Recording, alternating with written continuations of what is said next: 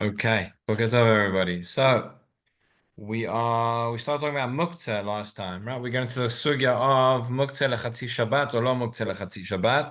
We're going through the Gemara's bringing a number of proofs one way or the other. Let's go back a little bit, just to remind ourselves exactly what the case is and what we're discussing. So have a look at Daf Kafva. We're on Daf Kafva Amud Bet. About halfway down the Amud, going back a little bit, right? We said by Mina Hillel Mirava. Yesh muktzeh lechatzi Shabbat or en muktzeh lechatzi Shabbat, right? That's the question. If something, generally speaking, we can hold what determines whether something's going to be muktzeh or not is going to be at status during Bein Hashmashot, right? When Shabbat comes in, if you didn't have in mind, and as we've spoken many times, exactly what that means, have in mind, but you don't have in mind that you were going to use this object on Shabbat. It was didn't have a use, didn't have a function. It was set aside. Therefore, it's muktzeh. Right? That's muktzeh literally means set aside. But the question here is, if it's in such a state that it's not fit for use only for part of Shabbat, do I say that once it can't be used for part of Shabbat, that it's going to be muktzeh for the whole of Shabbat? That's all we mean when we say muktzeh lechatzi Shabbat. It's also a bit confusing because there's muktzeh lechatzi Shabbat. Some of these examples we're dealing with Yom Tov. But we mean the same thing. So by mene v'hela mi Rava, yesh muktzeh lechatzi Shabbat or ein muktzeh lechatzi Shabbat, hechidami. So we said, what was the case? Ida ichsi ben hashmashot ichsi, ida lo ichsi lo ichsi. Right. So this is the Gemara says we don't really understand what is the question. If it was fit for use during ben hashmashot, it was fit for use. If it was not fit for use during ben hashmashot, it's muktzeh ben hashmashot. It's muktzeh. It should all go by whatever the status was then. Why does it matter? Part of Shabbat, a different part of Shabbat, right? It should just follow what it was at Ben Mashal. So we say, right, heichidam either ichse Ben Mashal ichse lo ichse lo ichse. So lo tzricha the ichse v'hadal idchi v'hadal ichse. Okay, so the case was what is the chiddush here on the question? The chiddush is we're dealing with a case whereby it was ra'oi for use during Ben Hashmashot, so therefore we'd say it's not muktzeh. But then afterwards, during Shabbat, it became unfit for use, and then afterwards it became fit for use again. So the question is, once during Shabbat, at some point, it becomes unfit, do we say it now automatically will stay muktzeh for the rest of Shabbat? So Rashi at the top on the left-hand side says ve'itchu. What does that mean? B'Shabbat, shenafla alein gshamim. And so there was a lot of rain on Shabbat for tapchu, and this right. We're talking about these raisins or grapes that you put up on the roof to dry them out. So it rains a lot and they get soaked. Afterwards, okay, they do dry out because the sun came and dried them up. The coming by land. Mi asalu kula yoma olo. Question is, at that moment, at that time, when it rained a lot and it became unfit for use, that became muktzah in your mind. So does that mean that they're now muktzah for the rest of Shabbat or not? So that's the question. So says the Gemara. So we said, lo tzricha the ichsi v'hadar idchi v'hadar ichsi mai. So amalei. Yesh muktzah. Okay, so we're going to bring a number of different proofs. Proof number one is as follows, and we're going to have two different versions of this. Amala yesh muktzeh, meaning there is muktzeh for Chatzi Shabbat, meaning once it becomes muktzeh, it's muktzeh, right? So eitivei, but then so we have a challenge on that. V'shavin she'im nolad v'mumo imo shezem menemuchan. Right, we said in the previous sugya, if you remember, so we said that Rabbi Yehuda and Rabbi Shimon agree that if the animal was born, the Bechor was born with a mum, it's born with a mum, that it is therefore not going to be an issue of muktzeh. So, so now we say like this is a challenge to our proof. Well, this is a proof against the fact that you would say that yesh muktzeh lechatzi Shabbat, because we'd say as follows: you would say initially that bechor was ra'ui agav imo, meaning since you could when it was still inside the mother's womb, So you could shech the mother, and therefore the bechor that's inside is not muktzah at that point. Once it's born, now it is going to be muktzah, remember, because it's a bechor, and unless we know, as we established that it's got a mum kavua, and then once you show it to the chacham, and he says yes, that is the case, then it's mutar again. So that exactly follows the pattern of what we said, of something which was ra'oi during Ben Hashmashot, and then became not, and then became ra'oi again, and then became ra'oi again. Excuse me. So you wanted to say that yes, we do say muktzeh lechati Shabbat, but the fact here that this bachor is not muktzeh means seemingly a proof that ain't muktzeh lechati Shabbat. So Amar Abaye v'temer of Safra kagon diat v'dayanim hatam. We say no. The case is not comparable because the case over there is that the dayanim was sitting and watching, and as soon as the animal was born, even before it came out fully, they saw the mum and they said, it's got a mum. So there never was a stage where it went through being muktzeh. It was mutar b'shchita gavimo before it was born, and as soon as it was born, it had the mum. So therefore, it never went through the stage of muktzeh. Therefore, that is not a proof. That is not a rejection of the concept of yesh muktzeh lechati Shabbat. And then we had Nikad Amri. So we have a second version of this whole discussion whereby our Mishnah is brought not as a challenge, but our Mishnah is brought as a support for the fact that Ein Muktzeh Lechati Shabbat, and then we challenge that. So we say like this: Ikad Amri, Amar le Ein Muktzeh Lechati Shabbat, Lema Messiah le. Okay, in the first version he said Yesh Muktzeh Lechati Shabbat, and we tried to challenge that with this case on the Mishnah. We rejected the proof. Here he's saying no. Here he's saying Ein Muktzeh Lechati Shabbat, meaning something becomes muktzeh halfway through Shabbat for a certain time. Okay, as soon as that thing has passed and it's now ra'oi to eat again, then it's no longer muktzeh. So we said Leima Messiah, we could bring a proof for this. V'shavin shem noladu b'moy Moshe zeh maneh muchan. Right, that exact same case. That is seemingly proof. Why? First, it was fit for use. Agavi may. It yalid le idchile, when it was born, now it became muktzeh. Achazi lechacham ishtale, you showed it to the chacham, and it became mutar again. So Amar Abaye v'temer of Safra kegon diat v'dayanim hatam. Again, no, it says Abaye or of Safra. No, that was the case where the dayanim was sitting and watching, and they saw the mum straight away, and therefore it never went through a period where it was muktzeh. So again, the point is there's no proof this way or that way. So we still have our question of yesh muktzeh lechati Shabbat or ein muktzeh lechati Shabbat. So let's try and bring another proof. Attempt number 2, proof number 2, Tashma. About 10 lines from the bottom of the page. Tashma.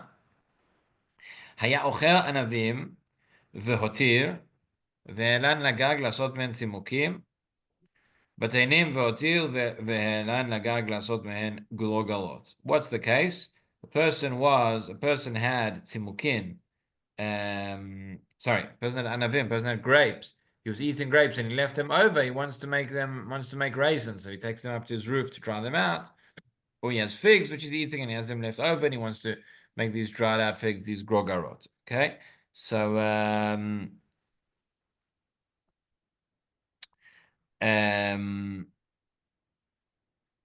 so he leaves them out there. That's before Shabbat.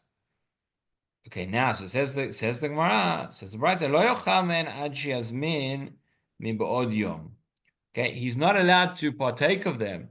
He's not allowed to go and eat from them on Shabbat, unless ad sheyazmin mi ba'od yom. Unless he went and he did hazmana and he designated them still during the day, still before Shabbat came in. The same thing with all these other types of fruits. So now says so what's the idea? The idea is he put them up, he left them up on the roof in order to dry. Okay, meaning he doesn't want to eat them, he doesn't want to do anything with them now, so they should be muktzeh. If you went and decided before Shabbat that actually you were going to go and take them and you're going to eat them, so then they won't be muktzeh. That's what it seems to be saying. But he says the Gemara, wait a minute. None of this really makes so much sense. It says, hey chidami, what's the case? Ida chazu lama le hazmana. Ida lo chazu ki azmin lehu mai have. Okay, I don't understand. Is the case that they are chazu or no chazu? Because again, with a muktzah, the way that we pascal, we don't say that a person has to go before Shabbat, before Yom Tov, and specifically designate every item of food that he might come to eat, right? That would just that would not be feasible. But we say, we assume that it is we assume that it's designated if it has a use, if it's fit to be eaten. If it's not fit to be eaten, if it's something that you cannot be used on Shabbat or Yom Tov, so then we assume it's muktzah. So yeah, with these teinim, grogarot, whatever, so he's saying if it was chazu, if it was fit for right, meaning you could still eat them. So lamani hazmana, why do you have to do hazmana? It's not muktzah. Rashi says lamani hazmana vadai kevan dechazabu the yavshu, meaning if they've already dried out, right, and therefore they're fit to be eaten, date elavayu. So you have it in mind. Sharai lo k'tzah ela le'avshan. You only made them muktzah in order to go and dry them out. Right. Again, the stage of drying out the foods is that you start off with grapes, which are good to be eaten, and then when they start drying out, so they aren't at that point they aren't really fit to eat, and then when the process finishes, then you can eat them again. So if the process is finished, okay, beseder gamor, then you can eat them. You don't need to do hazmana. There's no havaminiya to say that it's muktzah. That's the problem. And if you'll say not, if you'll say that actually they're still drying out and you can't really eat them at the moment, so what does it help that you're doing hazmana? You're artificially saying that I'm willing to go and eat them, but you can't. You're not allowed to. So that's the question. Either lo chazu, ki azmenu mai, right? Then what's it mayave? Says Rashi over there. Either lo achzu ki azmenu mai have. He says halo chazi lachila. They're not fit to be eaten. V'lo mahanya lo hazmana. Therefore, hazmana is not going to help for them. It's like if you go and you take sticks and stones and you say, okay, I'm setting these aside for my lunch on Shabbos. That's ridiculous. You can't eat them. Hazmana is only going to work if there's a possibility they can be used. So says the Gemara, so maybe you'll say that what's the case? The Chitema says maybe you would have said that the case is like the din of Rav Kahana.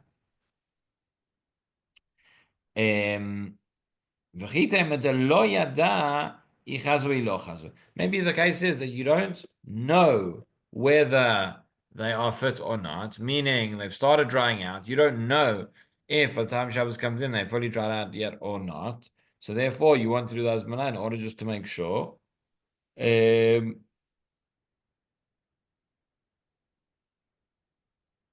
So we said, "V'amar Rav Kahana muktzeh sheyavesh ve'ena ba'alim makrim bo mutar." So we say, no, that can't be the case because Rav Kahana said exactly this case.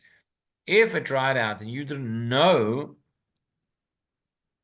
nonetheless, we say that it's not going to be muktzeh at that point, right? It's talking about grogor and simukim. Says Rashi of sheyavesh mibod yom. It already dried out before Shabbat began. Ve'ena ba'alim makirim bo. We didn't know that. אין הבעלים יודעים שיבש, שלא בדקוהו מבעוד יום. You didn't go back after check it. You had so many things to do on Erev Shabbos, right? You had to plug in your urn, and you had to plug in your hot plate, and all these things, and you forgot to go up to your roof to check on your raisins. So therefore, you didn't know. לא בדקו מבעוד יום, ולמחר מצאו שיבש היה מאתמול. The next day they find it on Shabbat itself, and they see that it's dried out. Okay, so that is not the case because that's Rav Kahana, that's not muktzah. So what are we talking about? Ela lav dechazu ve'idchu v'hadal ichzu. Okay, so there must be. This is where the proof comes in. Must be that we're talking about the case of exactly what we said as part of our question, that they were at the beginning, they were fit for consumption, they were fit for use at the beginning of Shabbat, and then idchu, and then they became not ra'oi, and then and they became ra'oi again.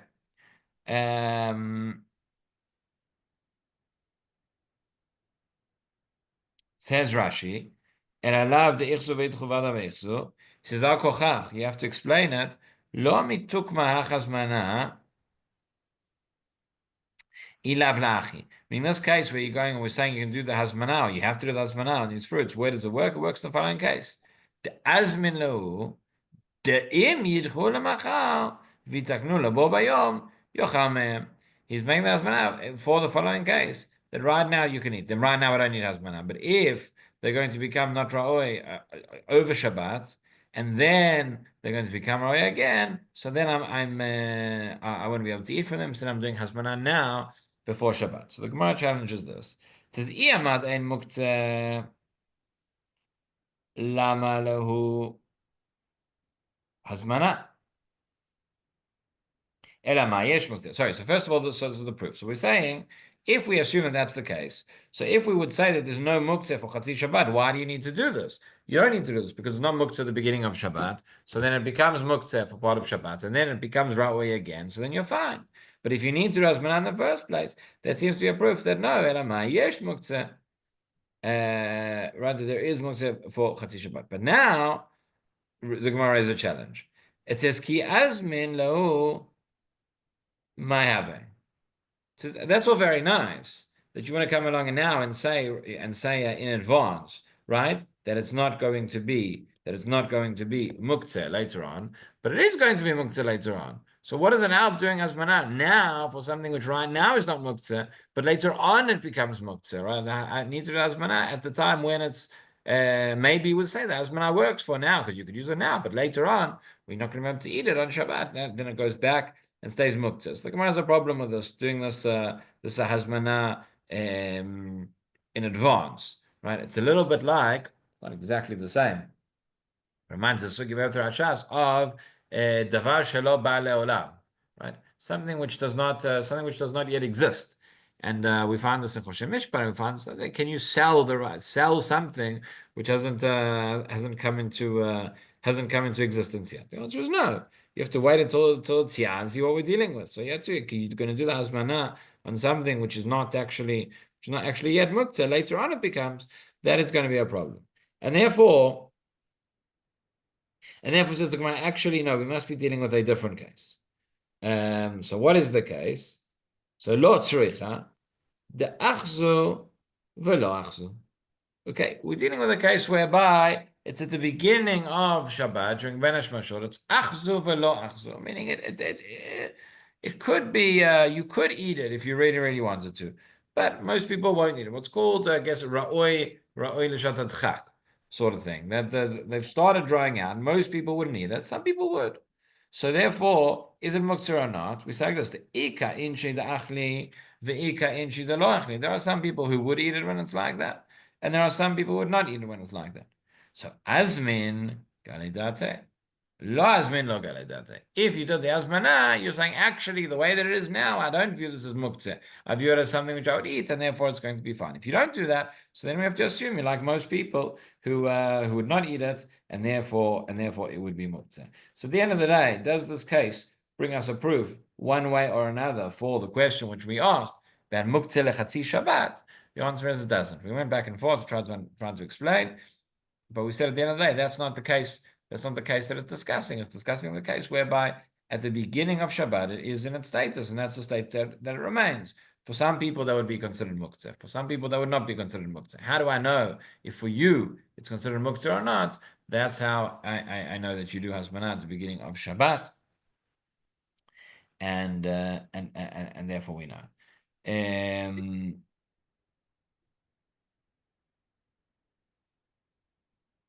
Right, Rashi says over here near the end, it says Hachi Gasinan Ela de Achzu velo Achzu, Vachi Askinan, Shiavshu velo Kotzokan. Right, they started to dry out, but not the whole way. The Ika Inshi, the Achle, the Ika de lo Achle. There are those who would eat it, there are those who would not eat it. For Itztrech Lelegir Date, you need to reveal your opinion, whether you would eat or whether you would not. Okay, so that is proof number 2, which is rejected. Again, that's not a proof, because at the end of the day, that's not that bright. So it's not talking about muktzeh lechatzi Shabbat. It's talking about something else entirely. So attempt number 3 says the Gemara now Tashma.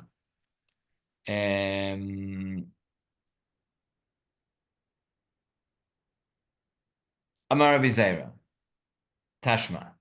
Okay, so we're on the last line of the daf.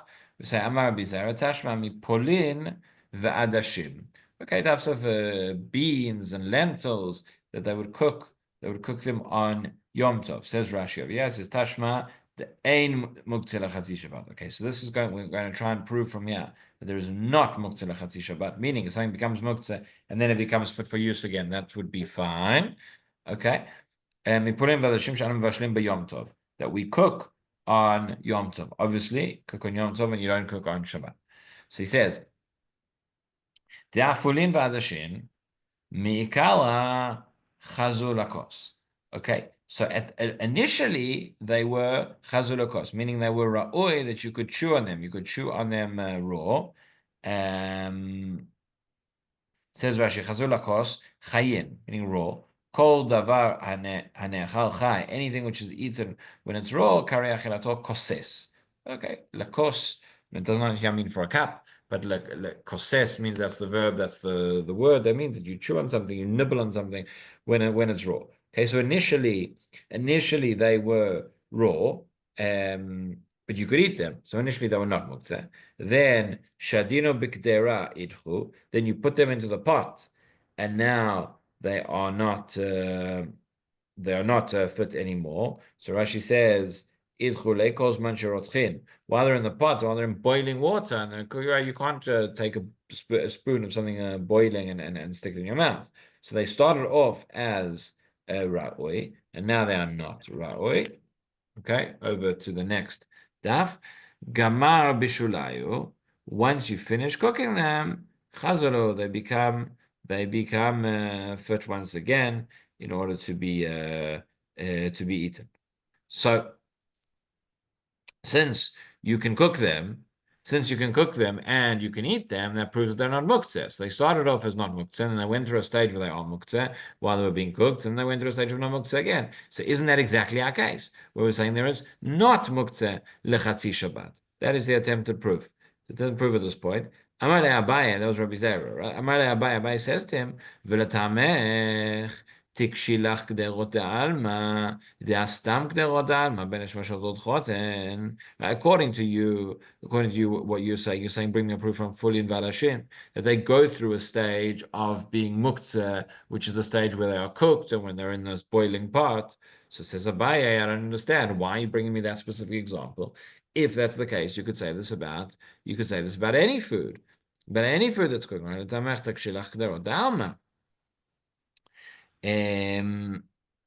Rashi, letamech demashvet lo leutichatan Torat muktzeh, that you're saying that when they are cooking, when they're undergoing this reticha, that they essentially become muktzeh.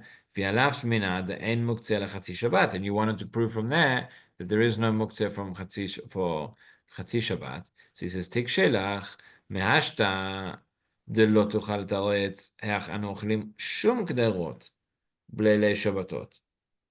Okay, you're going to have a problem explaining how we can eat from any pot. Well, even on Shabbat night, al kochach hamuktzeh leven hashmashot muktzeh lekulei yoma. Because you're saying that if it was muktzeh during ben hashmashot, it's going to be muktzeh for the whole day. ובין השמשות, כל הגדרות מסולקות מורתחות מן הקירה, והכנמנה לא אותה. Because a ben hashmashot, we take off, this is the way they used to heat it up in those days, right? You would have the food on the fire right until ben hashmashot, okay, then you would take it off and wrap it up or do whatever you do. But essentially you have the food, the pot is boiling when ben hashmashot, when Shabbat comes in. So according to you, if you're saying that when the pot is boiling, the whole thing's muktzeh, that means all of our pots are going to be muktzeh. We're not going to be able to eat anything. And that obviously can't be the case. So it says back in the Gemara, Amar Abaye letamech tikshilach derot de'alma, de'astam kderot de'alma ben hashmashot rotchot. Right, most pots, right, during ben hashmashot, they're going to be rotchot, they're going to be boiling and cooking. Ve'alu tachlin, and next day we're going to come and eat them.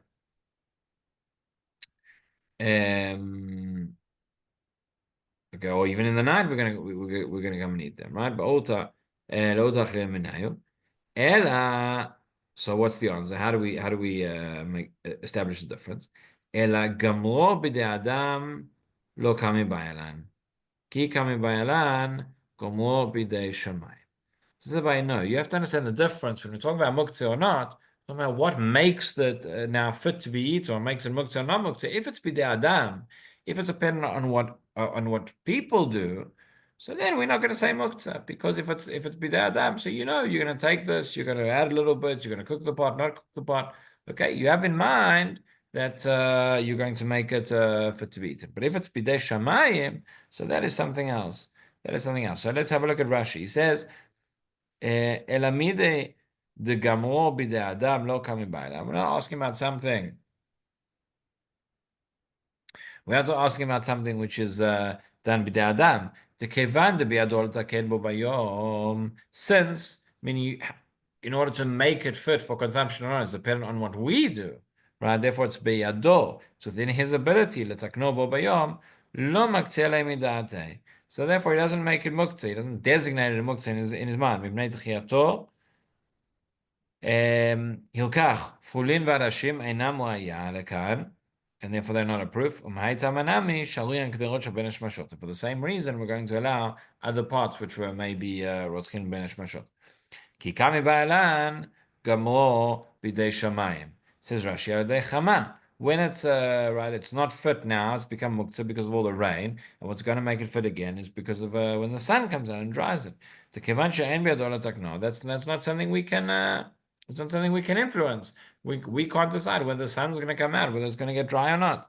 And therefore, in such a case, masach datei mine. Therefore, in such a case, you take your mind off it. You have it. It's designated that you're not going to use it because you have no control over it. If you have control, so then maybe it'll be different. Okay. Bottom line is, therefore, since that case is no proof about Fulim Varashim because of the distinction between Bidei Adam and Bidei Shamayim, and therefore we are left with an open question. Okay, we had 3 attempted proofs to try and understand whether we say Yesh Muktzeh L'Chatzi Shabbat or Ein Muktzeh L'Chatzi Shabbat. Each one of them, for various reasons, each one of them was rejected at this point. Okay, we're now going to go back. We're going to stop there for today, but we're going to go back to the discussion we had before regarding Bechor, and it's going to take us through to the next sugya. All right. Have a wonderful day, everybody. Shabbat shalom. Shabbat shalom. Shabbat shalom. Chag Sameach. Chag Sameach.